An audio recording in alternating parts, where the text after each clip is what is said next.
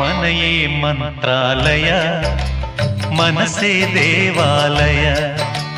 ಮನೆಯೇ ಮಂತ್ರಾಲಯ